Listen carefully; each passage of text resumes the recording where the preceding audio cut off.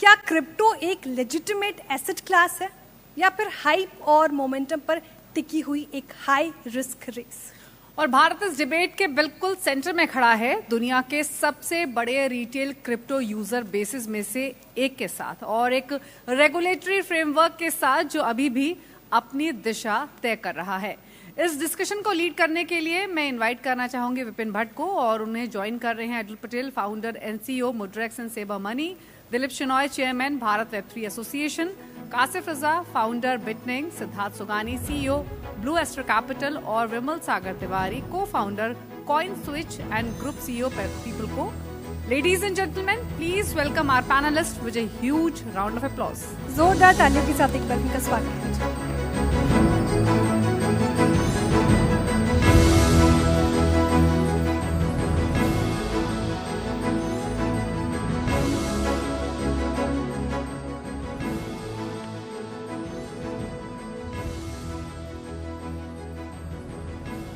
Thank you, Shreya and Dipali. Ladies and gentlemen, खाना कैसा था? सबसे अच्छा क्या था? पोस्ट लंच सेशन जो होता है वो थोड़ा रिस्की होता है, क्योंकि खाना अपना असर तो दिखाता है, तो सब कुछ इससे बचना चाहते हैं, लेकिन हम आपको सोने नहीं देंगे फॉर श्योर, राइट? तो क्रिप्टो एक ऐसा वर्ड है इंडिया में, इंडिया के लिए मैं बोल रहा हूँ, जिसके लिए 3 एक्सप्रेशन मन में आते हैं, क्रिप्टो, क्रिप्टो, और तीसरा आदमी सिर पकड़ लेता है, क्रिप्टो।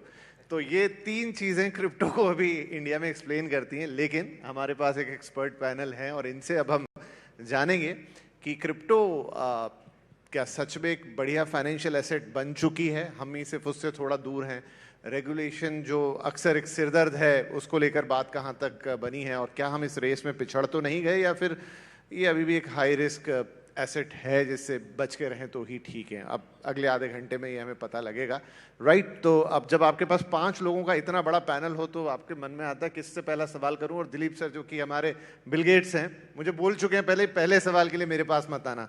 हालांकि सर पहला मेरे मन में आप ही के लिए पहला सवाल था, बट जैसा आपने आज्ञा दी है आपके पास नहीं जाता हूँ, तो मैं सबसे पहले यहाँ पर आप ही के साथ शुरू करता हूँ।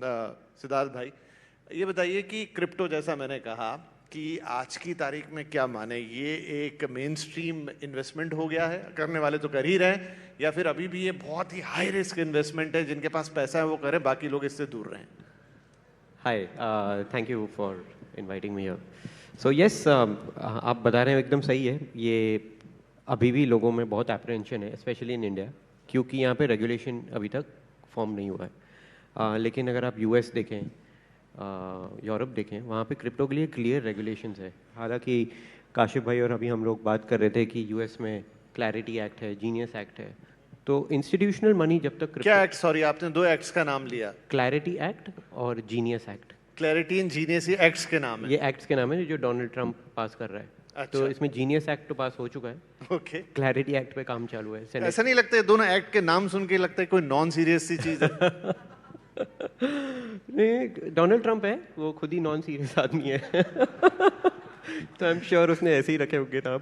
But overall what happens is, जब ये एक्ट्स आ जाते हैं, जब सिक्योरिटीज़ एंड एक्सचेंज कमीशन को क्लियर पता है कि उन्हें कैसे इस चीज़ को रेगुलेट करना है, इनको बुक्स में कैसे दिखाना है, इस पर टैक्स कैसे लगेंगे, इनको बैलेंस शीट पे कहाँ लगाना है, तो ये सारी चीज़ें जब क्लियर हो जाती है तब कस्टोडियंस आ जाते हैं, क्योंकि इंस्टीट्यूशनल मनी इंफ्रास्ट्रक्चर के थ्रू ही फ्लो करता है। इंडिविजुअल जैसे नहीं है कि हमने एक अकाउंट खोल लिया, अपने बैंक से यूपीआई ट्रांसफ़र कर लिया, ट्रेड कर लिया। इंस्टीट्यूशनल मनी के लिए आपको कस्टोडियन, रजिस्ट्रार, फंड एडमिनिस्ट्रेटर, इन सब का तालमेल बैठाना होता है।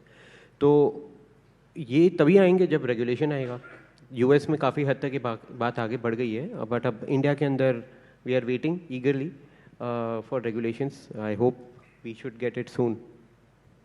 राइट, तो दिलीप सर, दूसरे सवाल के लिए आपके पास आ सकता हूँ, राइट? और ये सवाल मैं आप ही के पास ला भी सकता हूँ कि इंडिया में आज अगर किसी को क्रिप्टो लेना है, या वो हमें देख रहा है या सुन रहा है, तो उसे एक्साइट होना चाहिए बातचीत सुनते वक्त, या उसे थोड़ा सा चौकन्ना होना चाहिए, कॉशियस होना चाहिए?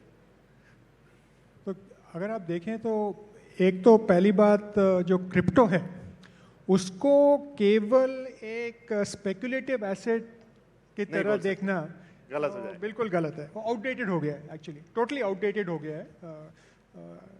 तो उसको अगर आप आज फोकस है रिस्पॉन्सिबल इनोवेशन, अगर आप देखें तो इन्वेस्टर प्रोटेक्शन, कंप्लायंस, और इंडिया की जो डिजिटल इकोनॉमी में जो वेब3 का एक हिस्सा होने वाला है या भागीदारी होने वाली है, उसके ऊपर चर्चा करनी चाहिए।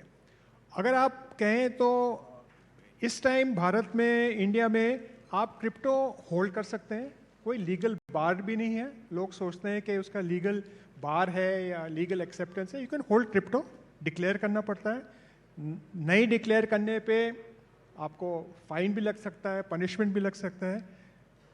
BWA का ये कहना है कि आप FIU रजिस्टर्ड एक्सचेंज से करें।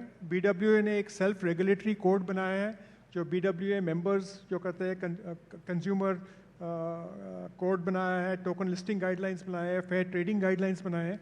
तो अगर BWA मेंबर्स से एक तरीके से लें तो एक सुरक्षित हो सकते हैं। और हम ये भी सोच रहे हैं कि एक सेल्फ रेगुलेटरी बोर्ड या बॉडी बनाए, जब तक गवर्नमेंट अपने डिसाइड करते हैं वो कैसे इसको रेगुलेट करें। तो अगर आप इन्वेस्ट करने, लेकिन आपको अपनी इन्वेस्टमेंट को, जब सुबह भी आप सुन रहे थे, आपको इन्वेस्टमेंट को डाइवर्सिफाइड रखना चाहिए और सोच समझ के इन्वेस्ट करना चाहिए और थोड़ा सा रिसर्च करना चाहिए। ठीक, सोच समझ के और थोड़ा रिसर्च के साथ। दिलीप सर ने एक फ्रेज यूज किया, वेब3। Ladies and gentleman, how many of you ever heard about वेब3? Raise your hands please. Very few. हम आपके पास आएंगे वेब3 क्या है ये समझने के लिए, क्योंकि ये भी बड़ा इंटरेस्टिंग है। आप क्रिप्टो की बात कर रहे हैं तो फिर वेब3 को भी जानिए। सर, अभी हिंदुस्तान में आधा हिंदुस्तान या आधे से ज़्यादा हिंदुस्तान, अगर क्रिप्टो की बात होती तो उसको लगता बिटकॉइन, बस क्रिप्टो मतलब कि बिटकॉइन है। तो एक तो बिटकॉइन की बात कर लूँ कि उसमें जो रैली है और इतना, कभी इतने डॉलर ऊपर, कभी इतना, मतलब इंडियन करेंसी में कभी एक दिन में 25,000 ऊपर, कभी 25,000 नीचे, तो देखने में तो बड़ा एक्साइटमेंट लगता है। लेकिन क्या सच में, फिर वही सवाल मन में आता है कि जो चीज़ इतनी वॉलेटाइल है, क्या उसमें हाथ डालना चाहिए? एंड ये जो क्रिप्टो की दुनिया है, बिटकॉइन के अलावा कितनी बड़ी है? किसी ने कहा डर लगता है। नहीं, अच्छा क्वेश्चन है आपका। बट मैं आपको बताऊं, अगर हम बिटकॉइन को देखें और बाकी इन्वेस्टेबल क्लास को देखें तो बिटकॉइन अभी बहुत छोटा है एज एन एसेट। और जब कोई एसेट क्लास अभी हार्डली अगर 1 से 1.5 ट्रिलियन का है, और मैं कंपेयर करूं, अगर गोल्ड का पूरी दुनिया में मार्केट कैप 30-32 ट्रिलियन के US डॉलर के आसपास है, और अगर मैं रियल एस्टेट को देखूं 300-350 ट्रिलियन US डॉलर के आसपास है, तो ये बिल्कुल अनफेयर होगा कि मैं बिटकॉइन को कंपेयर करूं एक एस्टैब्लिश्ड एसेट क्लास के साथ। जैसे जैसे हम लोग अगर देखें तो बिटकॉइन को अगर एग्जिस्टेंस में आए हुए 15 साल हुए, रियल एस्टेट को कितने 100 सालों से, और गोल्ड की 5000 साल की हिस्ट्री है, तो ये बिल्कुल अनफेयर होगा कि बिटकॉइन को उनके सामने अगर हम कंपेयर करेंगे तो डेफिनेटली बिटकॉइन वॉलेटाइल है। लेकिन अगर मैं देखूं with time, as the time is progressing, because in 2017 if the market cap of bitcoin was only $200 billion US, bitcoin was very volatile. But as we are progressing forward, जैसे जैसे bitcoin का market cap बढ़ रहा है, $1 trillion US से ऊपर का जा रहा है, बिटकॉइन के अंदर वॉलेटिलिटी भी कम हो रही है। बट फिर भी yes, it is volatile. But जैसे जैसे इसके अराउंड जो है, अब आप देख रहे हैं कि प्रोडक्ट्स बन रहे हैं। जैसे यूएस के अंदर आज की डेट में बिटकॉइन स्पॉट ETF है, काफी बड़ा है, मतलब दुनिया का फास्टेस्ट ग्रोइंग ETF बन गया वो। बिटकॉइन की ट्रेजरी कंपनीज आ गई हैं, पब्लिकली लिस्टेड 150 से ऊपर कंपनीज है जो बिटकॉइन को होल्ड कर रही हैं। सो जैसे जैसे more and more institutional players are coming, products are coming, bitcoin की वॉलेटिलिटी रहेगी अभी भी, क्योंकि एसेट क्लास छोटा है। But with time we are seeing, as we are moving forward, bitcoin का वॉलेटिलिटी भी कम होता जा रहा है। So yes, in comparison to other asset class, it is volatile, but in its own class, in crypto, Bitcoin is very less volatile. When we say crypto in total, so yeah. Right. अगला हिस्सा सवाल का अडुल के पास ले जाता हूँ। मेरा अगला हिस्सा ये था, काशिफ ने आधे सवाल का तो जवाब दे दिया कि एक तो बिटकॉइन हो गया, बाकी रेस्ट ऑफ द बिटकॉइन है। तो कौन सी ऐसी चीज़ें हैं, कुछ नाम सुनते हैं, इथीरियम है और कुछ अन्य करेंसीज हैं, तो क्या वो भी उतनी ही एक्टिव हैं, उतनी ही पावरफुल हैं, उतनी ही इन्वेस्टेबल हैं, या फिर जो कुछ है ले दे के बिटकॉइन है, बाकी फिर उसकी छाया मात्र जैसा है कि बिटकॉइन चल रहा है तो ये सब भी चल रहा है? मतलब मैं इन्वेस्टर पॉइंट ऑफ व्यू से पूछ रहा हूँ। बिटकॉइन तो जहाँ निकल गया वो फूमो वाली बात हो गई, वो बस तो मिस हो गई बहुतों से, लेकिन क्या कोई और टैक्सी ऑटो है जो कोई पकड़ सकता है? ठीक है, तो पहले तो just talking about bitcoin volatility once again, bitcoin की वॉलेटिलिटी कम होती जा रही है. At this point in time Tesla के स्टॉक के कंपेरेबल है, एंड बहुत सारे इंडियन स्मॉल कैप स्टॉक्स से बेटर है. Just to give some sense कि हम कहाँ हैं रिस्क रिवॉर्ड रेशियो के पर्सपेक्टिव से. सेकेंड पार्ट इसकी पूरा ये जो क्रिप्टो एसेट क्लास है अपार्ट फ्रॉम बिटकॉइन, जो बाकी सारे इंडिविजुअल टोकन्स है, वो सारे इंडिविजुअल टोकन्स अपने आप में अलग अलग तरीके से वैल्यूएबल है. और मैं कुछ नाम ले सकता हूँ, जैसे फॉर एग्जांपल इथीरियम है, सोलाना है, XRP है, रिपल करके 4-5 अलग अलग टोकन्स है. जस्ट लाइक हाउ हम एक ट्रेडिशनल इक्विटी एसेट का फंडामेंटल एनालिसिस, टेक्निकल एनालिसिस कर सकते हैं, इन एसेट्स का भी fundamental analysis, technical analysis possible होता है, बस अलग तरीके से होता है. जिस तरीके से आप एक बैंक को और एक फार्मा कंपनी को कंपेयर नहीं कर सकते, आप एक क्रिप्टो एसेट को कंपेयर नहीं कर सकते उनसे, बस अलग तरीके से होता है. तो वो भी सारी चीज़ें पॉसिबल है. हैविंग सेड दैट, हमें ये ध्यान में रखना चाहिए कि पूरी इंडस्ट्री ही बहुत नई है, एंड एज अ रिजल्ट अगर आपकी investment strategy in most of the other crypto asset should be similar to let's say investing in वो जो आपकी इन्वेस्टमेंट स्ट्रैटेजी होती है अगर आप किसी स्टार्टअप में इन्वेस्ट कर पाते. तो मान लीजिए मुझे आज किसी क्रिप्टो में पैसे डालने हैं, तो मैं कहाँ से शुरू करूँ? मैं क्या बिटकॉइन को पकड़ूँ, मैं कुछ और देखूँ, इथीरियम, सोलाना, क्या? मेरा हमेशा बाय डिफ़ॉल्ट सजेशन यही होता है कि आप एक SIP फॉर्मेट में लॉन्ग टर्म इन्वेस्टमेंट के पर्सपेक्टिव से चालू करें. And bitcoin is by default the first asset जिसमें आप एक फर्स्ट टोकन जिसमें आप इन्वेस्ट करना चालू करें, ताकि आपको पर्सपेक्टिव और समझ आना चालू हो. पहले जैसे आप अगर कभी इक्विटीज़ में इन्वेस्ट करोगे तो आपको बाय डिफ़ॉल्ट आप या तो निफ्टी इंडेक्स में इन्वेस्ट करोगे, या तो फिर आप टाटा, रिलायंस, किसी उस तरीके के स्टॉक में इन्वेस्ट करोगे जो सबसे रिलेटिवली स्टेबल है, ताकि आपको समझ आना चलो. तो द फर्स्ट स्टेप इसकी आप इन्वेस्ट करो ताकि आपको मार्केट की अंडरस्टैंडिंग बढ़े, आपको समझ में आए आप इन्वेस्ट कर कहाँ रहे हो, ताकि आपका एजुकेशन, लर्निंग, नॉलेज बढ़े, एंड देन फिर आप रिस्कियर डिसीजंस ले सको. See at the end of the day of course सब पैसा बनाना चाहते हैं, बट कई पैसे की गारंटी नहीं होती किसी भी एसेट क्लास में, राइट? आप बस ये मेक श्योर करना चाहते हो कि आपको रिग्रेट कम से कम हो, और रिग्रेट कम से कम तब होती है जब आप थोड़े इन्फॉर्म्ड चॉइसेस और इन्फॉर्म्ड डिसीजन लो. क्योंकि ठीक है, पैसा ऊपर गया तो ऊपर गया, नीचे गया तो नीचे गया, बना तो बना, नहीं बना तो नहीं बना, दुख नहीं है. हाथ डाल के देखिए, जले तो निकाल लीजिए, नहीं तो फिर नहीं. छोड़ दीजिए. That's a very wrong perspective. मैं ये नहीं कह रहा हूँ हाथ डाल के देखिए, जले तो निकाल लीजिए. पॉइंट वो नहीं है. पॉइंट ये है कि आपको देखना चाहिए कि आग कितनी बड़ी है, राइट? एंड क्या आप उस आग को झेल सकते हो, नहीं झेल सकते हो. एंड मैं तो ये भी नहीं कह रहा हूँ यहाँ आग लगी है. तो इसमें एक इंटरेस्टिंग सवाल है, और वो मैं लेके जाता हूँ विमल भाई के पास. ये बताइए कि ये परसेप्शन है, मिथ है, लेकिन बहुत सारे लोगों का ऐसा मानना है कि ये जो पूरा क्रिप्टो का बाजार है, ये बहुत कुछ एलीट लोग, टिपिकल पावरफुल लोग, वो सारा मैनेज करते हैं. देखने सुनने में, खबरों में ऐसा लगता भी है. क्या ये सच है या फिर एक गलत बात है? तो मैं इसमें अपने एक प्लेटफॉर्म का डेटा बता सकता हूँ कि हमारे प्लेटफॉर्म पे 2.5 करोड़ यूज़र्स हैं, और ऑलमोस्ट 13% यूज़र इन्वेस्टर्स जो हैं वो उत्तर प्रदेश से आते हैं. ओके. बिहार से आते हैं, आंध्र प्रदेश से आते हैं. तो इंडिया के अंदर अगर एक प्लेटफॉर्म है और उसके ऊपर अगर इतना डाइवर्सिफाइड यूज़र प्रोपोर्शन है, तो ये कहना थोड़ा सा डिफिकल्ट होगा कि कुछ ही लोग कंट्रोल करते हैं. ये ज़रूर हो सकता है कि क्रिप्टो एक नया एसेट क्लास है. जैसे कासिफ ने बोला कि 15 साल का ही उसकी हिस्ट्री रही है बिटकॉइन के बारे में अगर हम बात करें तो ऑब्वियसली जो लोग पहले आए होंगे इस इन्वेस्टमेंट के अंदर, उन्होंने पहले बिटकॉइन के प्राइसेस भी पहले बहुत कम हुए थे, तो अगर उन्होंने पहले एक्सपोजर ले लिया होगा तो डेफिनेटली उनके पास जो इन्वेस्टमेंट उनका होगा काफ़ी बड़ा हो गया होगा. कहने का मतलब है कि एक ऐसी एसेट क्लास की अगर इलॉन मस्क एक ट्वीट कर दें तो वो ऊपर नीचे हो जाती है इन दैट वे. ये इसलिए होती है बिकॉज नया एसेट क्लास है, छोटा एसेट क्लास है, और अगर हम गोल्ड या रियल एस्टेट या किसी और एसेट क्लास से तुलना करें तो इसकी लिक्विडिटी, इसका वॉल्यूम, सब कुछ काफ़ी कम है. तो अगर कम होता है तो जैसे अभी हमने यहाँ पे बात किया कि जो मीडियम स्टॉक्स होते हैं, छोटे स्टॉक्स होते हैं, उनमें वॉलेटिलिटी बहुत ज़्यादा होती है. अगर आप निफ्टी 50 के स्टॉक्स की बात करें तो उस लेवल पे अभी है बिटकॉइन या ओवरऑल जो क्रिप्टो है. तो छोटे इवेंट या किसी बड़े इन्फ्लुएंशियल आदमी के कमेंट करने से भी प्राइसेस थोड़ी मूव हो जाती हैं, और मुझे लगता है कि इसमें भी काफ़ी कमी आई है. पहले ये बहुत होता था, पहले कोई ट्वीट करते थे तो प्राइसेस बहुत ऊपर से नीचे चले जाते थे.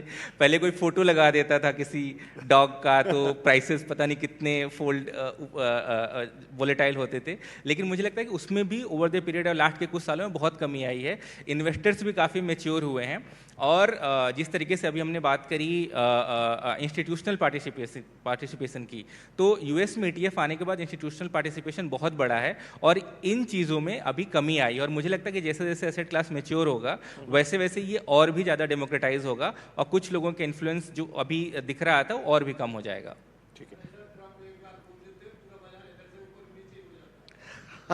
राइट देखिए, निवेशकों का अपना एक दर्द तो नहीं कहूंगा, लेकिन उनकी अपनी एक समझ है जो निकल के आ रही है। सिद्धार्थ, मुझे एक बात बताइए, इस समय इंडिया में जो किसी भी, वो जो मेरा तीसरा एक्सप्रेशन था ना वाला, तो मतलब एक तरफ टैक्सेबल भी है, दूसरी तरफ उसको लेकर रेगुलेशन की उतनी क्लैरिटी नहीं है, तो समझ नहीं आता कि भाई मैं करूं या ना करूं, कल को जाके बैन हो जाए इंडिया में, क्योंकि अभी भी लीगल टेंडर तो उस तरीके से है नहीं, अभी भी RBI तो उसके पक्ष में है नहीं। तो इंडिया में कैसे समझें इसकी लीगलिटी को? जो लीगल टेंडर होता है वो तो गवर्नमेंट ही इशू करती है। अब बिटकॉइन को इशू करने वाला कोई कंट्री या पर्सन नहीं है। जो एक नाम आता है सतोशी नाकामोटो, वो हम कोई नहीं जानता कौन है। हर साल कोई उस पर गेस वर्क करता है कि सतोशी ये हो सकते हैं, but hiding his identity was important, क्योंकि आप नहीं तो उसको जापान से रिलेट करने लग जाओगे, US से रिलेट करने लग जाओगे। सो ऑफकोर्स इंडिया में उसको रेगुलेट एट सॉवरेन लेवल कभी नहीं हो सकता। रेगुलेट तब होगा जब कोई रेगुलेटरी बॉडी बनेगी, जैसे सेबी है, इंश्योरेंस के लिए है, बहुत सारे रेगुलेटरी बॉडीज़ है। तो रेगुलेटरी बॉडी एक सिस्टम फिक्स करेगा कि अगर आपने, कोई इन्वेस्टर ने अगर एक बिटकॉइन खरीदा है, तो एक बिटकॉइन कहाँ पे शो कर रहा है, वो एक्सचेंज ने उसको वाकई में बाय किया है कि नहीं। तो ये सारी जो ऑडिट रिलेटेड चीज़ें हैं वो सेटअप होगी जब रेगुलेटरी बॉडी आएगी। अब इंडिया में इस समय कोई रेगुलेटर है नहीं, सब एक्सचेंजेस काफ़ी अच्छे से सेल्फ रेगुलेट कर रहे हैं, बट हम अगर रेगुलेशन का वेट करते रहे तो बस तो मिस हो ही जाएगी। एक्सचेंजेस की दिक्कत ये है कि तलवार हमेशा लटकी रहती है। हाँ वो तो है, तो सबसे बेस्ट तरीका है कि आप एक्सचेंजेस के थ्रू खरीद लीजिए, एंड बहुत से exchanges they allow you to withdraw it on their hardware wallet. आप हार्डवेयर वॉलेट में दिखा के आप उसको लीगली बता सकते हैं। इलीगल नहीं है ना, ये सुप्रीम कोर्ट का तो ऑर्डर भी है, ये इलीगल नहीं है, अनरेगुलेटेड है, विच इज़ फाइन। और टैक्स भी भर रहे हैं। अब तो काफ़ी CAs को पता भी चल गया है कि इसका टैक्सिंग कैसे उसको ट्रीट करना है। तो इकोसिस्टम थ्राइव तो कर रहा है, बट अभी मैं और काशिफ भाई बात कर रहे थे कि राइट ब्रदर्स ने जब प्लेन बनाया था तब उनके पास पायलट्स लाइसेंस नहीं था। तो अगर वो पायलट्स लाइसेंस का वेट करते प्लेन को टेस्ट करने के लिए, तो अभी स्वर्ग में बैठे होते। तो मैं शताब्दी से आ रहा होता। तो you have to enter, because अगर आप ग्लोबल लेवल पे देखें तो 750 मिलियन वॉलेट एड्रेसेस बिटकॉइन के हैं, जिनमें एक ट्रांजैक्शन मिनिमम हुआ है। That's about 8 to 10% of the world's population. तो इतना एक्सपोजर है, हमें भी उसमें एक्सपोजर लेना चाहिए। हम अगर रेगुलेशन का ही वेट करते रहे, because like rightly said, I think Edul you mentioned कि मार्केट साइज बहुत छोटी है। तो जैसे एक पत्थर फेंकना और एक पहाड़ को हिलाने का फ़र्क है। तो रेगुलेशन आएगा तो चीज़ें काफ़ी बेटर हो ही जाएगी डेफिनेटली। आई थिंक 1-2 साल में आना चाहिए, बिकॉज अब US ने काफ़ी तर तक इसको रेगुलेट कर दिया है, and US SEC has always been a benchmark for a lot of countries to introduce the regulations. So I'm hopeful कि जल्दी आए, but we shouldn't wait for the regulation. Give yourself a small exposure through the regulated, self-regulated Indian exchanges. 2 to 5% आपको Bitcoin में touch करना चाहिए. Don't go in any other currencies. Stick to Bitcoin because it will take time for everyone to understand. There is a huge knowledge gap also. So buy it and keep it in your own hardware wallet. I think a lot of exchanges are very instrumental in educating their investors how to move the funds to hardware wallet and just keep it over there. हाँ, लोगों को डर लगता है ना कि किसी दिन बंद हो गया तो मेरे पैसे का क्या होगा। लेकिन दिलीप सर, इसी में आगे जैसा सिद्धार्थ भी बता रहे हैं, सिद्धार्थ से मैं जब बाहर बात कर रहा था तो उन्होंने ये भी बताया कि CNBC अमेरिका में तो जैसे हमारे यहाँ रुपी और बाकी सब चीज़ों का आता है, तो वहाँ पर बिटकॉइन का भी प्राइस वो दिखाते हैं, मतलब वहाँ पर वो रेगुलेटेड है, ट्रेड हो रहा है, एक्सचेंज तो खुल ही गया है अमेरिका में, हमें पता है। तो क्या हम ये माने कि ठीक है आज हिंदुस्तान में हो सकता है रिटेल इन्वेस्टर अभी क्योंकि उतना परिपक्व नहीं है, उसे ध्यान में रखते हुए चीज़ों को लेकर एकदम सरकार या अथॉरिटीज़ आगे नहीं बढ़ रही हैं, लेकिन आगे पीछे जो दुनिया का ट्रेंड है शायद हम भी उसको फॉलो करेंगे, इस उम्मीद में क्या इसमें निवेश बनता है? तो एक तो मैं ये कहना चाहता हूँ, जो इंडिया में जो रिटेल इन्वेस्टर हैं हम उसको अंडर एस्टिमेट करते हैं। लार्ज जो पॉपुलेशन है वो सोच समझ के इन्वेस्ट करता है और करता है, तो रिटेल इन्वेस्टर वैसे नहीं है। हाँ, कोई लोग हैं और वो स्टॉक मार्केट में भी है, ऐसे नहीं कि खाली वर्चुअल डिजिटल एसेट में है, किसी भी इन्वेस्टमेंट में, क्योंकि आप इतने स्कैम्स देखते हो, क्योंकि सबका एक जैसे सुबह पैनल में उन्होंने कहा ना, कंपाउंडिंग की इच्छा है, तो उसको अगर आप लेके चलेंगे तो आप थोड़ा सा, आपने कहा ना आपका हाथ जल जाएंगे, और एडुल का कहना है कि आपको सहना पड़ेगा, लेकिन इसलिए रिटेल इन्वेस्टर का ये एक है। दूसरा जो मैं कहना चाहता हूँ ना, हम बहुत ही ज़्यादा इसको इन्वेस्टमेंट के यहाँ से देखते हैं, ठीक है, और रेगुलेशन के बारे में देखते हैं। इन्होंने तो राइट ब्रदर्स की बात की है ना, मैं तो स्टॉक्स की बात कर रहा हूँ। पहली जॉइंट स्टॉक कंपनी 16वीं सेंचुरी में हुई थी, ईस्ट इंडिया कंपनी। दूसरी फिर डच कंपनी हुई थी 1700 में। 1800s में कंपनी एक्ट आया था, लेकिन स्टॉक मार्केट का जो रेगुलेशन एक्चुअली हुआ था जब जॉन विबर विलियम ने एक किताब लिखी थी 1938 में, how to value stock companies. तो जब भी कोई न्यू एसेट क्लास आता है, कभी भी दुनिया में कोई इन्वेंशन, ये इन्वेस्टमेंट, जैसे मैंने शुरू में कहा था, ये इन्वेस्टमेंट से ज़्यादा है, और हो सके तो अगर टाइम मिले तो मैं उसके बारे में बाद में बात करूँगा। हाँ जी, ज़रूर, बिल्कुल बिल्कुल। तो काशिफ, मुझे बताइए कि अब सर भी सभी लोगों का पैनल पे राय है कि इंडिया में जैसे भी एक्सचेंजेस हैं आप उन पे करना शुरू कीजिए, लेकिन उसमें भी कोई कैसे चुनेगा, कैसे मानेगा कि हाँ ये एक्सचेंज वर्क कर पाएगा, ये एक्सचेंज नहीं कर पाएगा, क्योंकि अभी ये पूरा सिस्टम बहुत नया है, और उसे जानने समझने के लिए या तो यूट्यूब के वीडियो देख लीजिए, जो मैं रिकमेंड बिल्कुल नहीं करूँगा कि देख के उस पर डिसीजन लिया जाए। कैसे इन्वेस्टर एजुकेशन पे आगे बढ़ा जाए या बढ़ रहे हैं? जी, तो इन्वेस्टर एजुकेशन अगर हम क्रिप्टो में देखें तो सारा का सारा ना लोग इन्फ्लुएंस होके आते हैं इंस्टाग्राम से, वहाँ पे वो फोमो वाले वीडियोस देखते हैं, या टेलीग्राम ग्रुप्स हैं। सो हुआ क्या है कि जब हम क्रिप्टो एजुकेशन को लेके हमारी कोई पॉलिसी नहीं है या हम सीरियस नहीं है, तो ये एजुकेशन सारी जो है वो ग्राउंड से आ रही है, और ग्राउंड से कोई भी रैंडम वीडियोस बना रहा है और रैंडम उसमें लिंक डाल रहा है जहाँ पे उसका एक बेनिफिट है कि भाई यहाँ से तुम ट्रेड कर लेना। तो कभी भी आप क्रिप्टो को इंस्टाग्राम से नहीं सीख सकते, let's be honest about it. अगर आपको क्रिप्टो को सीखना है तो आपको लिटरली एक रिसोर्स मटेरियल्स हैं जहाँ पे आपको सीरियस सोर्सेज पे जाना है, और वो बहुत सारी चीज़ें आज की डेट में अवेलेबल हैं, वो कभी डिटेल में आप मेरे भी चैनल पे जाके देख लीजिए। ठीक है। सो पॉइंट यहाँ पे ये कि फोमो में नहीं आना। टेलीग्राम ग्रुप में रैंडमली आपके बुआ जी के बेटे ने बोल दिया आजा इधर, यहाँ बहुत बढ़िया टिप मिलती है, वहाँ नहीं जाना। बुआ जी के लड़के बेटे पे, कजन पे बिल्कुल विश्वास नहीं करना, पड़ोसी पे विश्वास नहीं करना। क्रिप्टो में लिटरली विश्वास खुद पे करना है, तो आप फोमो से बचोगे। वो आपको कितना ही बता दे टोकन क्या है। फिर भी शुरुआत के लिए हमेशा याद रखिएगा कि इंडियन एक्सचेंज से करना है शुरुआत। किसी भी इंडियन एक्सचेंज को आप लीजिए। लोग ये कहते हैं कि रेगुलेशन नहीं है, मैं आपको बताऊं इंडिया के अंदर एक्चुअली रेगुलेशन है, जस्ट दैट कि उसका एक रेगुलेटरी नाम नहीं है। कोई ऐसा नहीं कि वो बिल पास हो गया लोकसभा से तो अभी आपको रेगुलेशन है। एक रेगुलेशन होता क्या है? रेगुलेशन में केवाईसी है, आज है। रेगुलेशन में मनी लॉन्ड्रिंग के अंदर आता है क्रिप्टो, आता है। रेगुलेशन में इनको कंप्लायंस झेलनी पड़ती है, बैंक से ज्यादा कंप्लायंस इनको करनी पड़ती है। कभी आप इनके साथ बैठोगे तो ये रो देंगे प्रोबेबली, इतना कंप्लायंट है। हर महीने मॉनिटरिंग इनकी करनी पड़ती है। मैं एक्सचेंज का यूजर हूं, 2-2 बार री-केवाईसी करनी पड़ती है। मुझे तो लगता है पता नहीं कितनी बार री-केवाईसी करते हो यार। मैंने एक्सचेंजेस से ज्यादा रेगुलेटेड कोई चीज नहीं देखी आज तक। कभी आप जाके यूज करिए किसी भी एक्सचेंज को, मैं प्रमोट नहीं कर रहा हूं दोनों को, बट इंडियन में करिए। बाहर मत जाइए, बाहर में भी क्लैरिटी नहीं है, आपको पता ही नहीं है कि वहाँ टीडीएस टैक्सेशन के क्या इश्यूज हैं। इंडियन एक्सचेंजेस पे जाइए, शुरुआत करिए। इंडियन एक्सचेंजेस में एक और अच्छी बात है, एसआईपी जैसी कोई चीज़ें होती है जहाँ पे आप जाके एसआईपी से अपनी छोटी छोटी शुरुआत करिए। बट इंस्टाग्राम बुआ जी के लड़के को अवॉइड करिए और नेबर को अवॉइड करिए। इंस्टाग्राम बुआ जी वाला लड़का अवॉइड करना है। अडुल जी को, हाँ जी। और अगर कोई ये बोलता है कि 10 दिन में डबल हो जाएगा, उनसे तो बिल्कुल बहुत दूर उनसे तो लेकिन क्या करें कि इस वक्त सारी इंफॉर्मेशन ही वो बुआ जी के लड़के से मिल रही है पूरे देश को। वेल, तो अडुल मुझे बताइए, इस समय इंटरनेशनल स्टेटस है America, we know, Japan I think one more country जहाँ पर ये रेगुलेट हो चुका है, नहीं है तो आप मुझे करेक्ट कीजिएगा, और भी 2-4 देश हैं। ये सवाल के आगे मेरा अगला सवाल है कि many of the people whom I know personally, उन्होंने क्रिप्टो में हैवी इन्वेस्टमेंट करने के बाद इंडिया छोड़ा। कोई सिंगापुर है, कोई दुबई है, कोई कहीं है। तो फिर मन में एक सवाल आ जाता है कि क्या फाइनली उस एसेट को बिलोंग करने के लिए क्या आपको देश के बाहर जाना पड़ेगा? एंड फिर एक स्मॉल इन्वेस्टर के लिए तो उसके बस की बात नहीं है।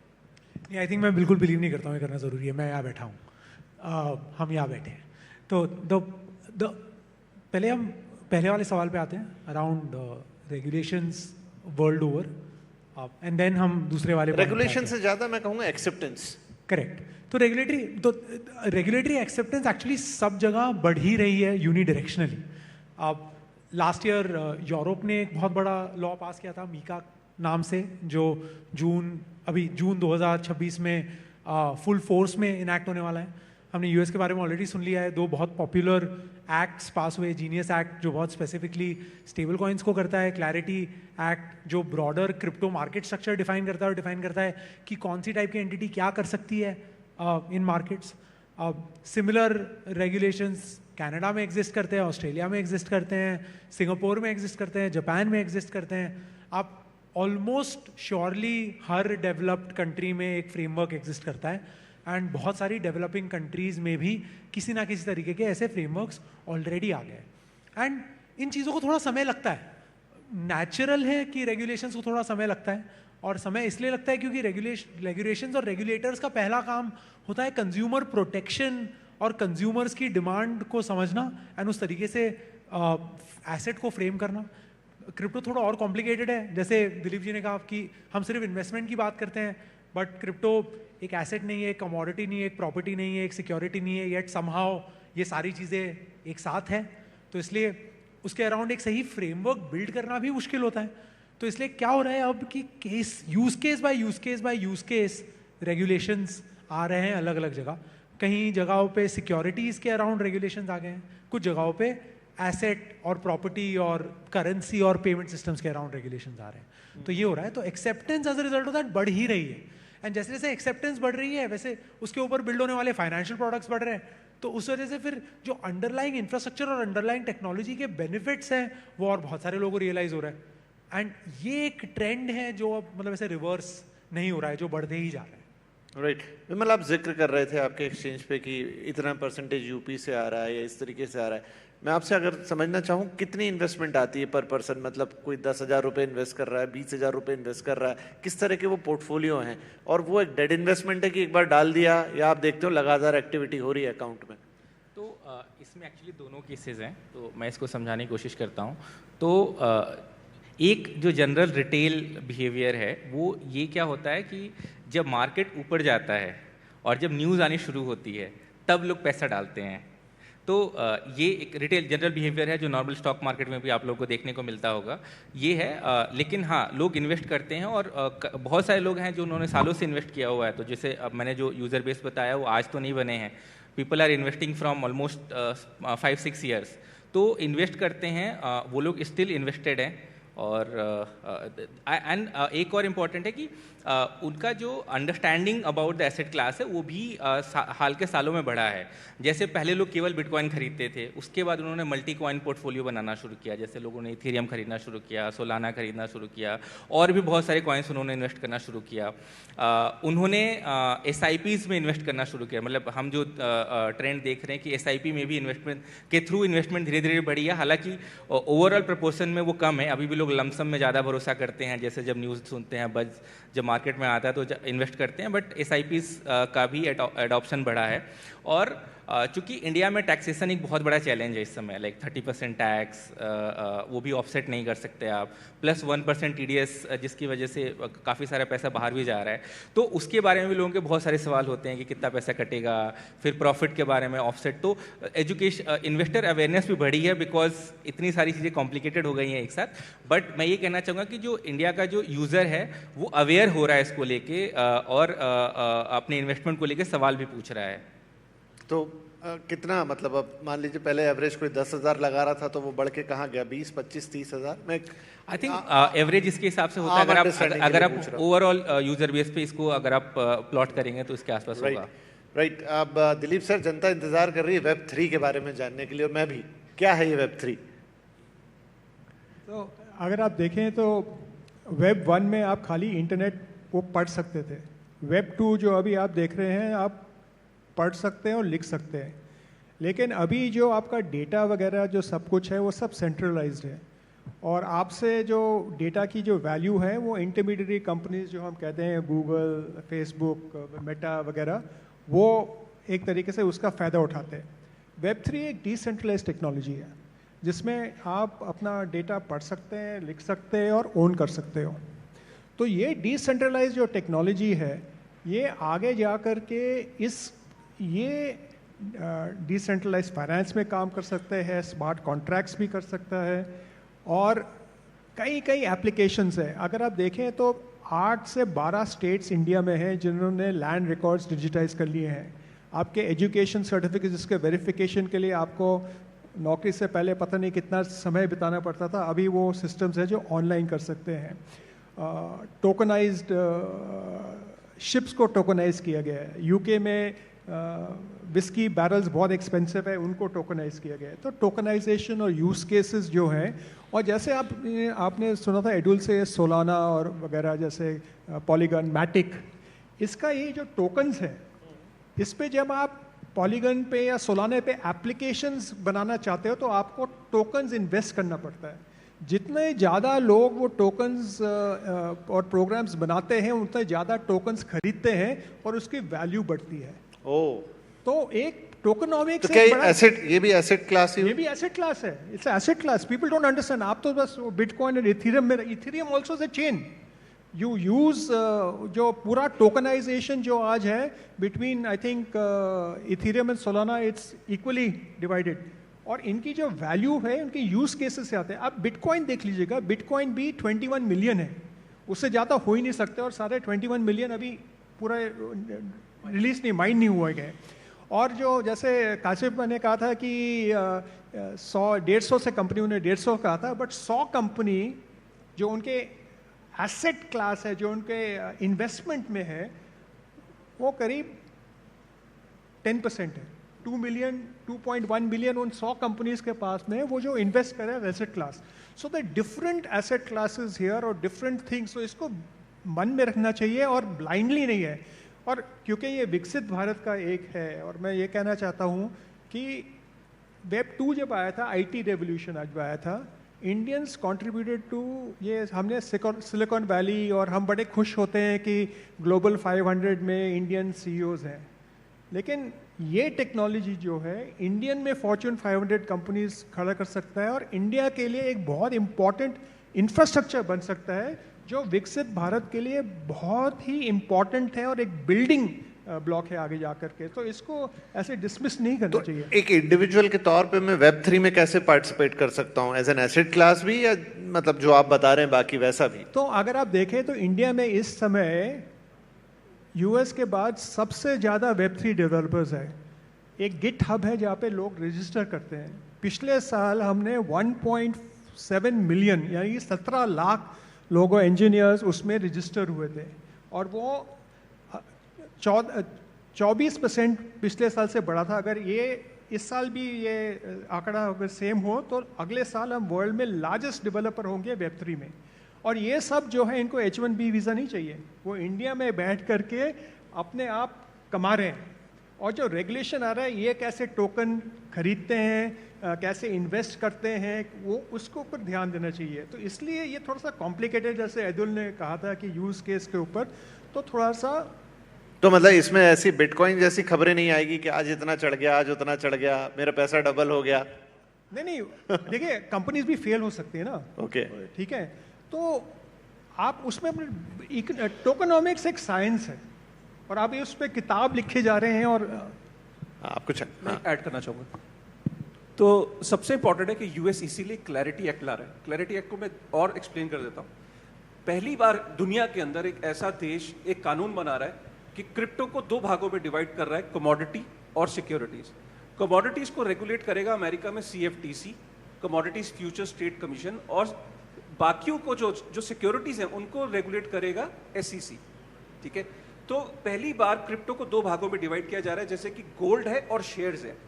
तो ये जब वो डिफाइन कर देगा तो जो कमोडिटी की श्रेणी में क्रिप्टो गिरेगा उसको गोल्ड की तरह ट्रीट किया जाएगा, और जो सिक्योरिटीज की श्रेणी में क्रिप्टो गिरेंगे उनको जैसे शेयर्स को रेगुलेट करते हैं स्टॉक मार्केट को, वैसे रेगुलेट करेंगे। और अगर अमेरिका ये कामयाब हो गया तो फिर इसके अराउंड जितनी भी चीजें, जो आपका सवाल है कि इनके टोकन्स को, शेयर्स को कैसे, इनकी प्राइसिंग के, इनके ऊपर वही रेगुलेशन लागू होगा जो स्टॉक्स पे लागू होता है। Okay. तो ये क्लैरिटी एक बार अमेरिका ले आया तो वो इस पर लीड कर जाएगा। और इसकी इस बात की चर्चा आज देश में होनी चाहिए कि अगर ये क्लैरिटी एक्ट आ गया तो अमेरिका के banks, financial institution, JP Morgan, Goldman सैक्स सब इसमें कूद जाएंगे और ऑलरेडी बॉर्डर पे बैठे हुए हैं, और वो फिर से जो अभी उन्होंने एक दुनिया में पावर गेम है उसमें वो और लीड कर जाएंगे इस टेक्नोलॉजी के माध्यम से। तो आई थिंक दोनों ही बातें, Web3 भी और क्रिप्टो भी, कि क्रिप्टो एक ऐसी चीज़ है जिसके बारे में लगातार अपडेट आपको लेनी होगी। मतलब आप सब लोगों ने कहा कि इन्वेस्टमेंट करने के पहले तो हम हर जगह बोलते ही हैं कि पहले उसके बारे में पूरी जानकारी लें और फिर निवेश करें, जोखिम हर जगह होता है, लेकिन क्रिप्टो अगेन अभी भी थोड़ी कॉम्प्लिकेटेड और एस्पिरेशनल भी कह लूँ एक हद तक, और थोड़ी उभरती हुई सी एसेट है जिसमें रेगुलेशन एक पार्ट है जो हमारे देश में अभी एक लेवल पर है, और दूसरे देश उसमें क्या कर रहे हैं, आगे जाके क्या कोई इसका इंटरनेशनल नेटवर्क बनेगा, वो देखने वाली बात होगी। तीसरा, मैं एक्साइटेड हूँ Web3 के बारे में। अभी भले ही आपने कहा कि टोकन्स आ रहे हैं, सब कुछ है, लेकिन जिनसे शायद क्रिप्टो की बस छूट गई, क्या वो Web3 में कुछ कर पाएंगे? तो आप भी घर जाके पढ़िएगा, समझिएगा, और वो जैसा कह रहे थे बुआ जी के बेटे का वीडियो मत देखिएगा, जेन्युइनली जाके अच्छी रिसर्च करके उसको पढ़िएगा। हम भी वक्त वक्त पे कुछ चीज़ें लेते आएंगे, लेकिन फिलहाल इस पैनल को यहीं समाप्त करने का वक्त हो गया है। तो बहुत बहुत धन्यवाद आप सभी महानुभावों का, और बहुत अच्छी बातचीत आप लोगों ने की है। Thank you very much. धन्यवाद।